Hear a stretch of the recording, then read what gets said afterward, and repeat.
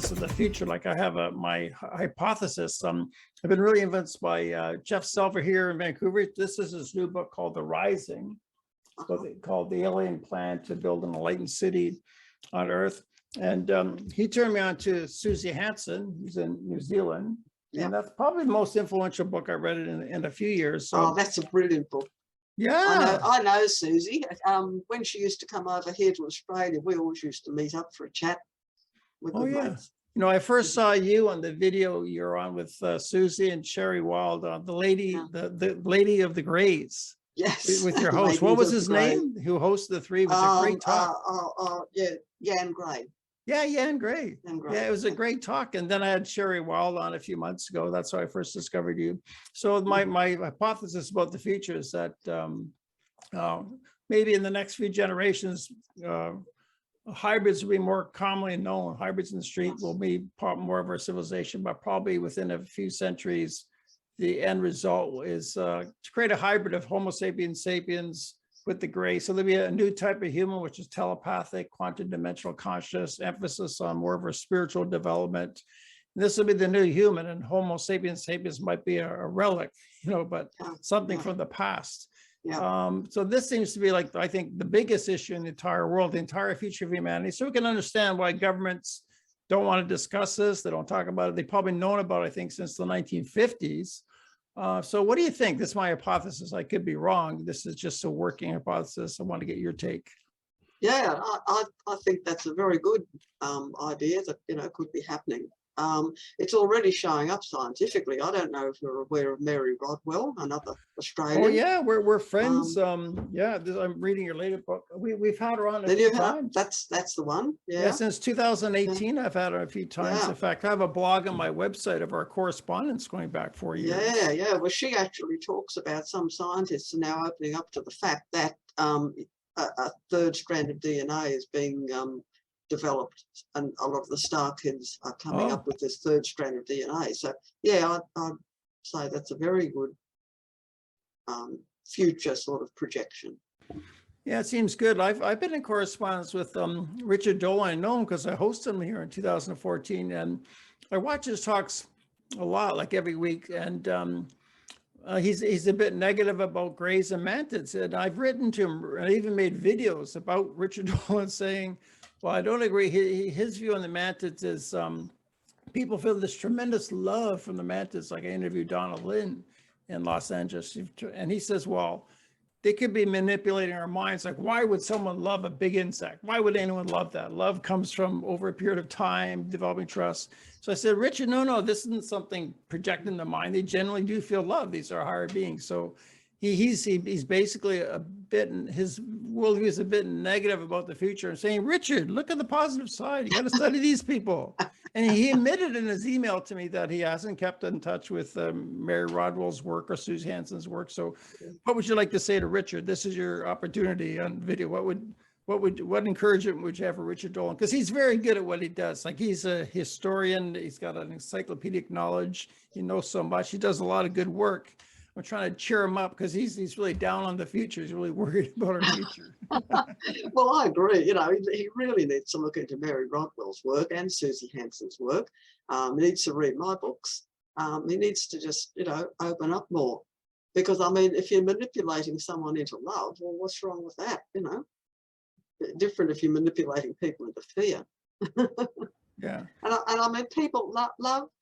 When we talk about unconditional love, it's a heart chakra thing, and you can feel it. You don't need to be manipulated. You know, you feel it. Right? That's, you know, as much as I can say. It's not something that can be faked. Yeah. It's like just, it's, you know, the inner knowing. Yeah, I wrote to Richard about, you know, the Conscious Contact Research Institute that Mary's part of. They did like, I think 4,200 people they interviewed with a questionnaire of over 600 questions. Yes, you know I've about done that? it. They're brilliant. Yeah, I did that. You're part of that, right? Yeah. And like 85% of the people reported they had a positive experience with ETs, primarily grays, and they had a spiritual transformation or psychological transformation. And Richard Dolan, he stated in the email to me, which is on my website, he stated, well, you know, the book wasn't that well written. It doesn't have an index, you know, like he wasn't addressing the actual data. So Sounds like he's shooting into the negative a bit too much. yeah, even Mary Rodwell commented on that. Well, he said Richard Dolan is kind of like a Bud Hopkins response. Bud Hopkins says, well, I just don't trust these Greys. Even though people reported good experiences, well, I think they're being manipulated. And Mary Rodwell stated that Bud is just being unobjective. He's not objective. He's just basically biased against the Greys. And it's a shame that, David Jacobs and Bud Hopkins, they were like the first to really do this work in the 70s and 80s. So the foundation was negative basically on the Greys. They started basically negative. Yeah, there's a lot of that in ET research. I've read a book recently entitled The Rendlesham Enigma, about that, when that ship came down near the twin military bases in Suffolk in England. Yeah, this is December 26, 1980, Rendlesham Forest, Yep. And one of the very first people to arrive on the spot was Staff Sergeant James Pennistone. And he was approached by a researcher to write a book. And he actually had a download. He touched some symbols on the side of the ship and got this amazing download of all these codes, which is just amazing. Anyway, one of these researchers, not naming any names, approached him to write a book. And she basically just completely took over control, changed everything he had to say, because she wanted to put forward a negative thing, and just she messed up the whole thing. He was very, very upset and angry about it because she changed everything that he said to push her own agenda, which was an agenda of fear. Yeah, so this must be the mainstream media controlled by the reptarians, you call them, the dark reptilians, right? Yeah, so it's like almost like the reptilians are competing against the Greys on Earth by controlling the media.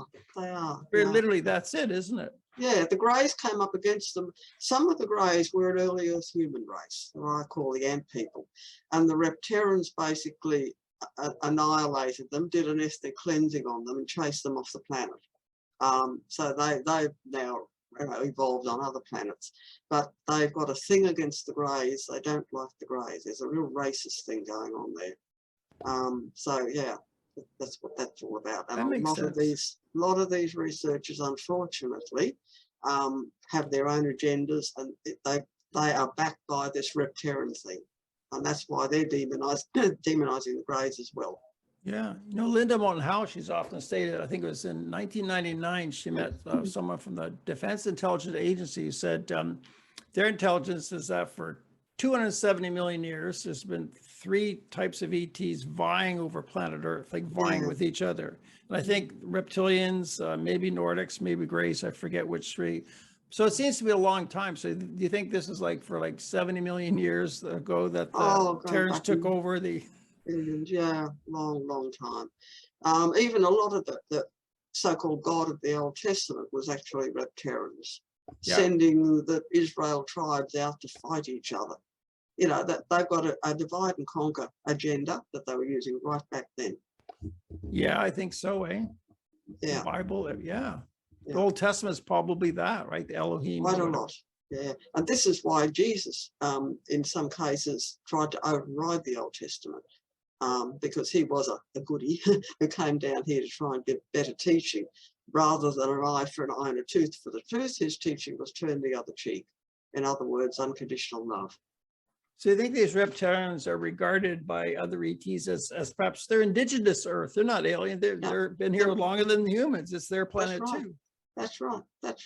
Yeah. And bearing that in mind, some of them aren't as negative as we think they are. Because it is their planet, and it upsets them to see the environmental damage that modern day humans are doing. And so, they're trying to correct that. The more positive ones of them are trying to correct that. Yeah. I've heard that said that the feelings of entitlement are at the root of so many human problems. Like say a man feels he's entitled, I'll run the family my way because I'm the man. So the reptilians have a feeling of entitlement. We've been here for 270 million years. You humans have only been here a few million. We're entitled to this. It's the feelings of entitlement. Oh, dear. Ian, you got your hand up. Yeah, hey. So the question that came to mind for me is, well, you had mentioned like that analogy, right, with the the teams playing on the field and the coaches being on the side, like those being like the Greys and other high-level beings. Like, but what about the fact that we've had like, crash-landed UFOs like Roswell and many other numerous occasions where they've been taken by, military, and then, of course, they're trying to reverse engineer this technology and advance themselves for whatever their purposes are, make new weapons and whatnot. So I wonder, given that analogy, like it's kind of like leaving some technology on the field for players to just pick, oh, I got these shoes now, they make me run faster than other people, you know what I mean? Like there seems to be an unfair advantage there. Like why wouldn't they like protect their technology, or how do they allow that to fall into the hands of people? You know what I mean? Because free will operates down here. The Roswell crash, for example, that was to bring better technology to Earth. They were trying to do it without actually coming here. But the problem is, once it got here, it fell into the wrong hands because humans have free will. So human free will overrides whatever the ETs do. And of course, that movie, Close Encounters of the Third Kind, that was based on it, roughly based on it. Oh, Right. Yeah. that was a good movie, wasn't it? But it's that, very good. Very good. it's that whole scene where the people are coming out of the UFO, but then this bus pulls up and these guys come out and they're all dressed the same. They all have wraparound sunglasses. They all have the exact same pouch. Oh, we didn't know we were going to do this. Right. I mean, governments are funny. I mean, I could ask any one of you, do you know what your local government is doing today? And you're going to laugh because we don't, I live outside of I'm in a different county from what Albuquerque is. I'm in Sandoval County. So it's a little bit different. Okay. But I don't know what they're doing in Albuquerque. It's 10 miles. I don't know. I don't know what my county's doing because I don't pay attention to politics. But at the same time, when you think of the military industrial complex, there's so much going on we don't hear about. And then you have to pick and choose what you want to believe. That's where I go back to, I like to trust what I feel. I had an experience in 2016 that goes kind of hand in hand because you brought up the Rendlesham Forest thing. There's a book out there called MO41. I don't remember the author, but I've read it, and it was about a UFO crash in Missouri in 1941 before Roswell. Well, I had just read that in 2016 because I think that's when it came out, and I was working in a showroom, and a gentleman came in, real buff, crew cut, the Marines t-shirt on. I was in the Army, and I said, "Hey, Marine, blah, blah, blah. We're talking about this." He says, "Yeah, I still work for the government." I said, "Oh, that's cool. What do you do?" "Well, a lot of stuff." He says, "I just got back from the Pentagon." Oh, he doesn't know anything about UFOs, anything. I said, "Yeah, oh boy, I'd love to spend a couple hours with you." He says, "Yeah, I bet you would." So I don't know what I was emanating there, but the next thing, somehow I got the conversation. Yeah, I've read a lot of stuff on UFOs. And I said, I just recently read a book called MO41. And what I said earlier to Ann, when you pay attention to people's nonverbal communication, his body language it was not, "Oh, what's that? I've never heard of that." It was, "Oh yeah, yeah, I'm sure that's a good book." It was like he knew exactly what it was, and couldn't hide that little piece of emotion from me because I picked up on it. And I laughed. I just started chuckling because it was, at that moment, it was funny. Because it was, people try to debunk Roswell all day long, and here's something that was 6 years previous to that nobody knows about. Yeah. Yeah, there's a Cape Girardeau crash, right? Missouri. Yes. Yeah. And it seems Harry Truman was on the scene that time. He was a senator. So maybe that's why they made him vice president and the president of the United States, because he was in on it. That's my theory. One theory. Wouldn't doubt that a bit. Yeah. So do you think that these crash landings, like with ships and stuff, is that intentional? Do they want to, give us that technology or help to On a higher level, it is. There's different levels. In the greater reality, yes, it's intentional, but on the lower level, the Roswell ship was actually shot at. It was what? It was shot at. It was brought down. Was it the So on a radar lower level. radar waves that brought it Yeah, down? Like that was something hidden new. within. Yeah. Yeah, it was something new in Yeah. 1947. Yeah. High power radar could go 200 miles in space. I know Yeah. Stanton Friedman talked about his theory was it confused the pilots and two ships crashed into each other and then it crashed. Yeah, no, it wasn't two ships. It was, there was another one involved, but no, one ship Three? broke up. Yeah, one broke up. Oh, But yeah, they lost control. I just wonder, like, if they have this advanced technology, like, why couldn't they just like beam their crew back on board, like just teleport them out to safety or to, I like Oh, it really. they would have it just just- left their bodies. It just kind of like it's heartbreaking to me that they had to suffer that kind of cruelty, like being imprisoned, being like experimented on, like that kind of stuff. I think I did watch one leaked video where they had this what looked like a small gray that had been operated on, or they've been Yeah. interrogated. I don't know. It's Yeah, it the just majority seems of them just it left just their seems a bodies little bit before it crashed. peculiar to me. If they're so highly advanced in their technology, like why would they even like crash their ship? Well, on a higher conscious level, they did it on purpose so that they could leave their bodies there to be checked out. Oh, It's really wow. hard to explain because there's Right. a higher consciousness decision. Again, going back to what the Paul Rays say, there are no accidents. So on a higher level, it was Right. done on purpose. But Right. on a lower conscious level, they weren't aware of that. yeah, I think that Right. makes sense in the way they're giving us a gift of the technology and the bodies, right? Yeah, And that was kept secret, so it's gradually part, I guess, of disclosure. It does make sense because everything that happens in life seems to have a purpose, a reason. Yeah. Yes. Nothing ever happens that doesn't have a purpose. Right. Like this meetup, we met for a purpose to get Judy on a second time. This is just her first time. I like what Tom said. Like it's really nice to talk to like-minded people who are open to sharing their ideas and discussing these things. I think that's awesome. So It is. I definitely would like to brilliant. do more future events like this. Yeah. Yeah, for sure. No, it's been lovely. Yeah. Do you need a break, Judy? You want a washroom break or something? We could have a few more questions unless you're exhausted. Oh, no, we can keep going a bit longer if you like. Yeah. It's 25 to 12 here, so. Yeah, you're fresh as the morning there, right? Sure. Well, I want to ask you about Antarctica. Like in your book, you talked about you were on a craft and you were leaving Antarctica. We went up the east coast of Australia, and Helene was there with the kids, and you kind of joked beforehand, maybe we'll pass by. So Yeah. what can you tell us about Antarctica? Is such a mystery to me. You get so many different reports, and people are not allowed to go there. Like people aren't allowed to go there. So Yeah. I can't decide what's true and what isn't true. I just want to get what's your theory and what's going on in Antarctica. It's a little bit frustrating for me because I can remember standing in front of a desk down there and talking to somebody, and that's all I can remember. So obviously I think I'm being protected, that I'm not remembering more. And the next thing I was aware of was being in the ship coming up the east coast of Australia.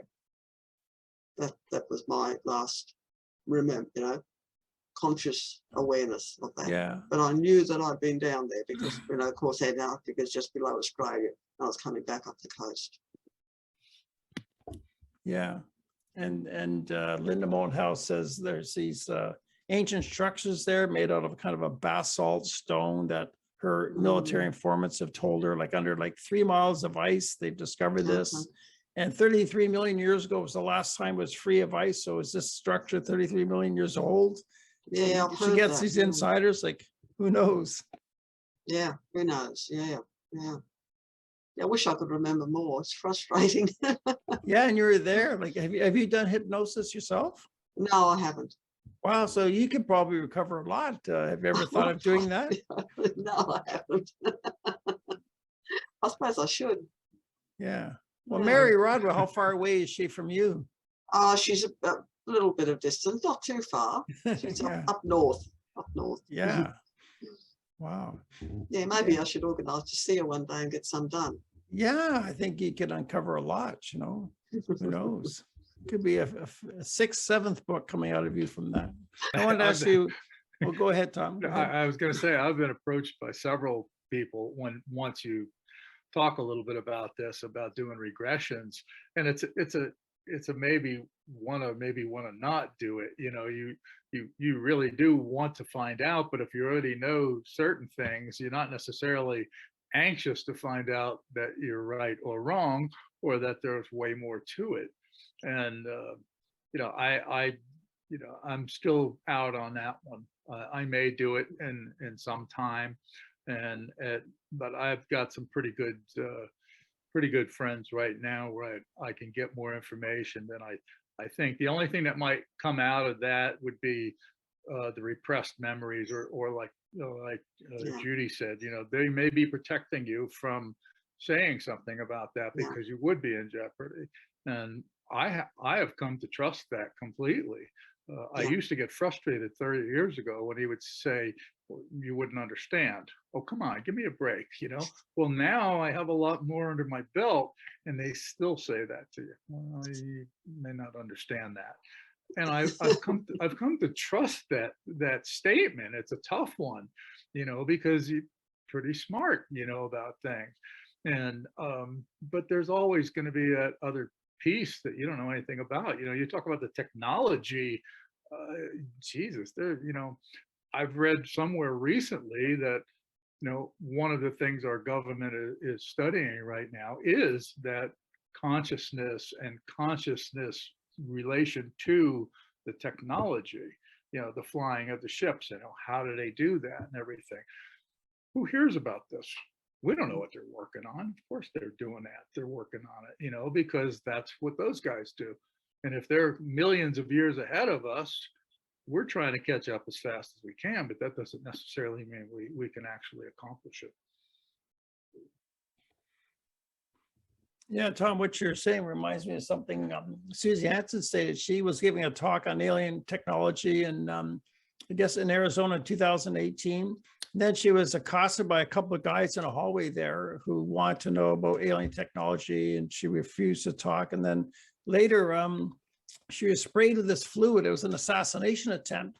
She got very deathly ill, but there just happened to be a specialist. When she went back to New Zealand in a small town, a specialist happened to be there, saved her life. But yeah, so she felt that the purpose of this assassination was because she was talking about alien technology. And there's a lot of money involved with people who want to do this kind of stuff.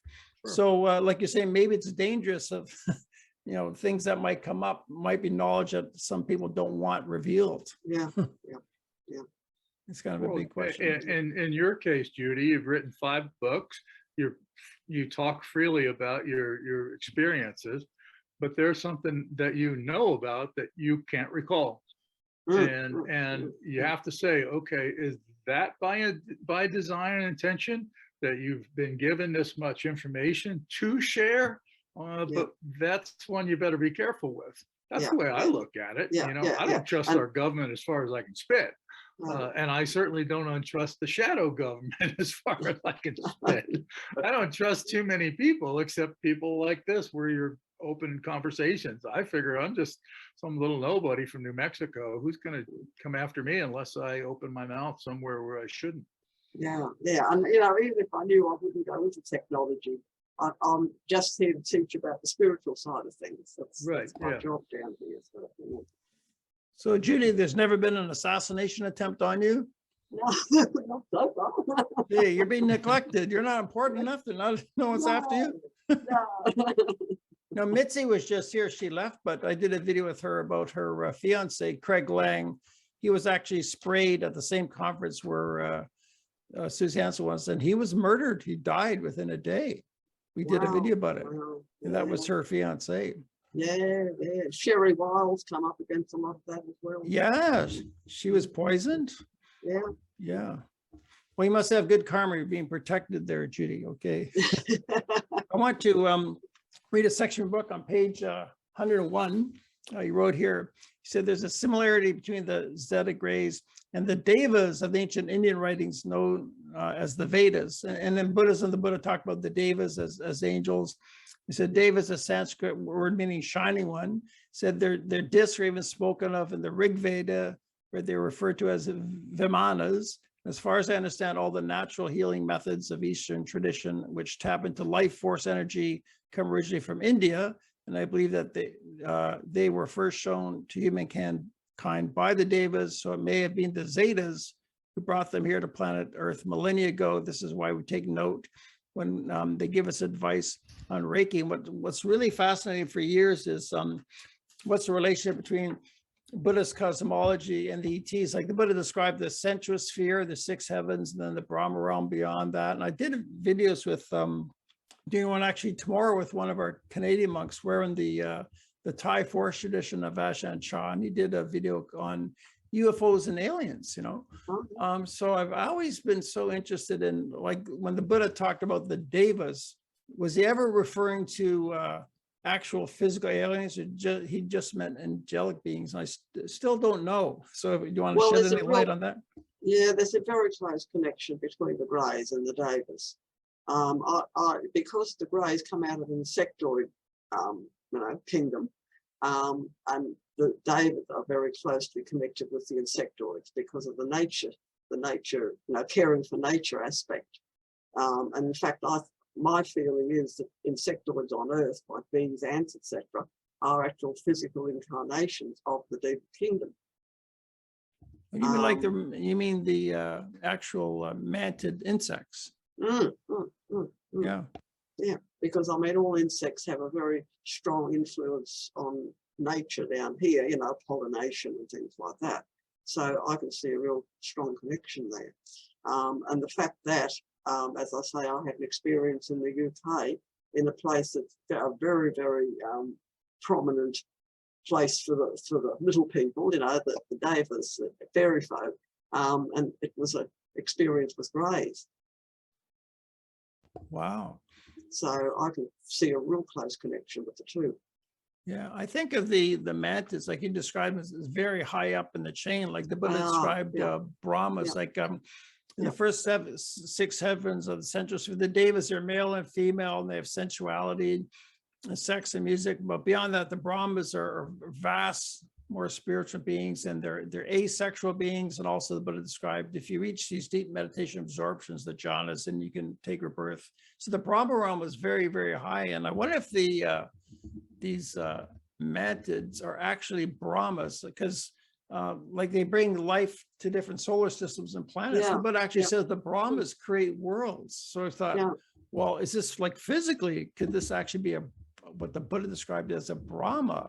Because they're so high and they bring life from planets, a whole bunch of different planets. But even describe a Brahma of 1,000 world systems, like one Brahma encompasses 1,000 world systems, which might be solar systems. So I wonder if that could be a mantis. So I want to get your take on that. Yeah, it makes a huge amount of sense, but they take different forms, So yeah, definitely the mantids are definitely up there. Like I think of them like thinking of the human ladder, they'd be above level 7, they'd be 8, 9, and 10, which is sort of the David angelic realms. So definitely. But then you get some operating on lower realms, they'd be all different levels. Yeah. But I know the mantids are very, very high up. Yeah, I have the highest respect for mantids. I think about them, in terms of my spiritual practice, the Greys and the mantids. I kind of visualize them and try to keep them close. I like to talk to anybody who's ever met a mantid. I haven't met one yet. Well, our Grey teachers are mantids. Yeah. Hence the IS on the end of their name, Horus Maris, comes from the mantis thing. Yeah, you said in your email to me last night that that some of the Greys you refer to are actually mantids. Like your publisher wanted to use the word Zeta. The word Zeta, some are actually, so people will be more familiar with what I was talking about, but they're actually mantids. And in fact, it was really funny because Maris once showed himself to me in his mantid form, and I got a bit of a fright because I was used to seeing him as a more human-looking Grey. But again, once I realised it was him, that's okay. But I was a bit frightened at first because of that, like the mantids have got that sort of beak thing coming down. Yeah. Well, Susie Anson once described seeing one of her Greys transform into a dual soul as a mantis. Like she's a dual soul, gray and human. So you do call yourself a blended soul. Is that the same meaning as a dual soul, like Susie Hansen? So you're similar to Susie Hansen. You're part gray, part human, like her. No idea. So how many people on Earth, like how many millions of people are dual souls, or is it rare? I wonder. Being a dual soul is more being consciously aware of working in both spheres.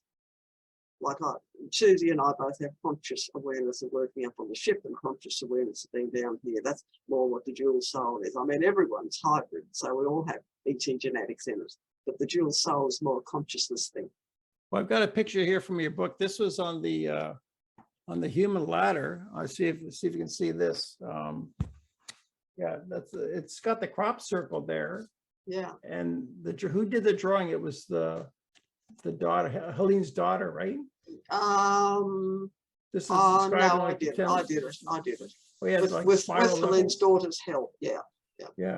So what does that represent? These are like you describe as trying to be a three-dimensional design, so it's hard to actually explain to people, show people what it actually is. Those things around the outside are the 10 levels of the human ladder. Yeah. And the smallest one is level 1, then the next one level 2, level 3, around to level 10, which is the biggest one. And they're all connected in the center. So on average, people have like 10 incarnations at one level, 10 lifetimes, then go on to another level. Oh no, we can have many incarnations at one level. Yeah. What the 10 incarnations is about is that we're simultaneously having a life on all 10 levels at once. Oh, wow. That's really profound. Hard to understand that. Wow. Yeah, it's really hard. It took me a while to get that through. Well, that's like Jane Roberts with, Oversoul 7 aspects of your soul. Most of us don't think of that. You might have a bleed through from another lifetime, but she's only talking about 4 there. Why couldn't you have 10? Yeah, that's right. Yeah. I wanted to ask you, Judy, you had mentioned about there's 11 spiritual laws. Yeah. 'Cause, 11 universal and 11 spiritual laws. Yeah. I refer to them as the 11. Do you know what those 11 are? Oh, look, I've got them written down. I couldn't tell you off the top of my head. Well, As I say, they're maybe very you could- Yeah. a very expanded version of the 10 Commandments. Are they in your book as well? I think they are. I think they're in Extraterrestrial Presence on Earth, I think. Thank you so much just for coming today and sharing everything that you know. Really appreciate you. Oh, really enjoying it. I've appreciated being here. Yes, it's the power of Meetup and Zoom together. Like if it was just you and me, I would run out of questions, but with a dozen of us here, it's a really good mental fertilization, good dynamic, Yeah, really interesting stories from people. And I always get new people like Tom we've never met before, a few people. No, it's been brilliant. Absolutely brilliant. Well, we should do this again. I guess I've kind of run out of questions. Anyone else questions? Got to say something for next time. Yeah, write them down when they come through because it's easy to forget them. Yeah, and when I'm reading your book too, I could always come up with more questions, writing in the margin and stuff. Yeah, that's right. Absolutely. Yeah. When would be a good time? Like a month from now? Would you be free? Yep. As far as I know, yep. Yeah, Sunday morning is normally good for me. Yeah, we'll get the time right next time. I might 17 hours between Vancouver and Queensland, 17. Well, actually, we're going to have daylight savings time in a couple of weeks in October. It's spring forward, fall back. We're going to turn it back an hour. So we'll sort that out. But okay, so if you're 17 hours behind, it'll be 18 behind then. Yeah. Yes, so. Yeah, so you're 17. Okay, no, that's fine as long as I know that. Yeah, so yeah, I mean, probably usually we meet Saturdays, which is Sundays for you. Is that okay? Yeah, good. Yeah, so I'll email you. We'll try something for about a month from now. Yep, that'll be lovely. Good, fantastic. good. Yeah. Oh, thank you so much. It's been a real pleasure talking to all of you. It's been lovely. Well, thank you, Judy. And your website again, just to tell the audience, they can find you. It's called UFOgrayinfo.com. Your book's available at Amazon. And your YouTube channel called The Zeta Message. Yes, all one word. Yeah. Yeah, I've watched a lot of your videos, and you're free to copy this video and put it on your channel. I let people copy my videos anywhere. Oh, that'd be fantastic. Yeah. Brilliant. Right. So I'll get in touch with you and it's edited and send it to you. We'll have in different pieces, you know. Yeah, good. Great. Good. Right. Oh, Okay. okay. Well, we can Yeah. give a little applause. Open up your mics and thank you. Yeah, thank you so Judy. much, Judy. Thank Thank you. you. Been a Thank you pleasure. all. And This has been fun. thank everyone Pleasure else to- that's been here as well. It's really appreciate thank having everybody. Yes. all these Yeah, minds. that's right. The applause is for everyone. Yes. Thanks Yeah, so much, 16 everyone. minutes. Yeah, this went really well for our first time, Judy. Thank you kindly. We'll be in touch Yeah. soon. Good. Lovely. Bye. Okay. Bye. Bye Take now. care, Take everyone. care.